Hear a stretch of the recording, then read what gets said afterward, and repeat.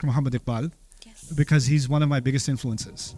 And I do believe that his poetry, his philosophy, even his English work, those of you that are interested in his English work, he wrote a paper called The Reconstruction of Religious Thought in Islam. Might be of interest to you. Those of you that are philosophically inclined and are okay with heavy reading, that would be quite a read. The Reconstruction of Religious Thought in Islam. But anyway, one of the most important points he makes is that what Allah has given the human being in the Quran is an elevated sense of self, which is different from arrogance. So his concept of khudi, of the self, is actually honoring yourself, and how much Allah has honored the soul, and how everything that emanates from our efforts in this world comes from the amount of power Allah gave the human soul, right? Now, you really, I think, hit the nail on the head. Muslims have accepted an attitude of helplessness around the world. We've just accepted, what can we do? We can only make dua. What can we do? We can't do anything. We're disunited. We're this. We're just looking at ourselves as this helpless, lost, once glorious days used to be there. Now they're all gone, and we're not going to be able to get it back, etc. And his argument is actually very Quran inspired. It is to first realize who you actually are and what you're capable of. Like that first, your own self-actualization and realization, and how Allah is giving you that empowerment through His word. That is the first step to any revival of any nation, right? And we are at that stage now where we need to restore our sense of self. My favorite ayah of the Quran on this note is actually in Surah Al-Hashr. وَلَا تَكُونُوا كَالَّذِينَ نَسُوا اللَّهَ فَأَنْسَاهُمْ أَنفُسَهُمْ. Right? Don't become like those who forgot Allah. Allah made them forget themselves. What does that mean, they forgot themselves? They forgot the amazing truth that lies even within them. So if you couldn't value Allah, it necessarily ended in you not being able to value yourself. And so both of those things actually go hand in hand. Now, what's happened in broken Muslim cultures is you value Allah, and you know what that means? You're worthless, you're useless, you're a loser, you're a faqir, you're a gharib, you're a miskin, you're a sinner, you're a blah, blah, blah, blah, blah. And that's because you love Allah so much. And there's this false humility. I believe in humility, but I don't believe in false humility. I don't believe in deprecating yourself and constantly putting yourself down as your prayers aren't good enough, your du'as aren't good enough, your sins are too many. Make istighfar. But Allah doesn't want to have people live in shame. Make istighfar and move on. Make istighfar and move. Istamarakum fiha. He wanted you to build in this world. He wanted you to develop, So that level of confidence does need to be restored. And I do believe, to me, when I think about my own relationship with Allah subhanahu wa ta'ala, my own relationship with Islam itself, the pillar in it has been the Quran. Studying the Quran kept me grounded with the changes that were happening in the world.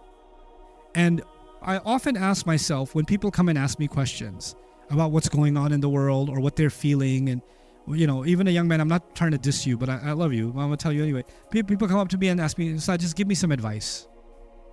Give me some advice." And I told the young man, I'm offended by that question. And there's a number of reasons I'm offended by that question. If I don't know you, and you're coming to me and asking me, give me some advice, that is about as empty as it can be. And I know I would never, at any age of my life, whether I knew much or didn't know much, that at no age of my life would I randomly go to somebody that I looked up to, a scholar, a khatib, a teacher, whoever, and just go to them and say, "Hey, I just need you to what? Give me some advice." I wouldn't do it.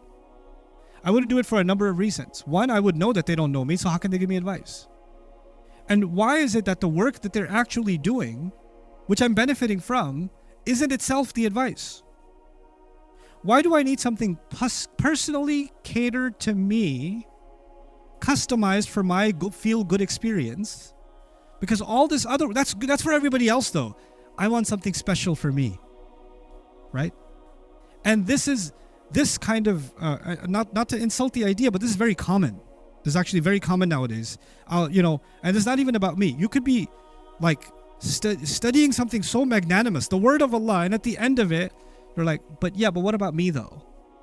I want something special just for me. You know what that is? That's kind of an exceptionalism, right? As if Allah's word doesn't have that power, right? And I just want to break that mentality. The other side of that is my own side. My own side is, why would I give somebody advice that I know nothing about? That would be really self-righteous and pompous and arrogant of me. Let me tell you, young man, do this and what? But when somebody comes and says, hey, I need your advice on studying Quran systematically. I need your advice on, I'm trying to pick up Arabic. What should I do? I need your advice on some issues in time management. Not how to manage my time, I don't know what to do. But no, these are the two things I'm working on. How can I divide my time effectively between these two things? Do you have any advice on that? The more targeted your advice is, you know what that tells me? The more purposeful you are. When you're asking for targeted advice, that means you already have a sense of purpose. You have clarity. You're pushing for something. And now you need that little bit of extra, but not, please motivate me. No. That needs to go. That is the ultimate evidence of our self not being actualized. We're not seeing who we are. We're not acknowledging the ruh that Allah blew inside us, that the angels made sajda to. The angels made sajda to it, man. Or because of it. And here we are thinking we're helpless. I can't make a decision. I don't know what to do. You're not helpless. You're incredibly powerful. Be humble to Allah, but be confident with what Allah has given you. We can walk with both. We can walk with confidence and humility at the same time. I gave this dars with Yusuf alayhi salam, one of the most humble personalities in the Quran, and yet very confident. Make me Minister of Finance. Why is he saying there's people with 30 years of experience in politics and finance and governance, and what's his 30-year experience? A jail cell? And he's saying, I'm the one who can do this job. Give me this job. That's what you call confidence, right? And we never take away humility from prophets. ذَلِكَ مِنْ فَضْلِ اللَّهِ عَلَيْنَا. That's Allah's favor on us. It's not my own, it's Allah's favor. Both of those things need to go hand in hand. The humility needs to come back, and the confidence needs to come back. And the fake humility, to me, is nothing but arrogance. That's all it is. The cry of I'm helpless is negative narcissism. It's just, please give me attention. Please help me because I'm special. I need special help. No, you're so special. Allah revealed the Quran for you. You're that special. You're so special. Allah put a ruh inside you. Super special. You're so special. Allah is watching every single thing you're doing. You are that important. So you don't need any more specialness.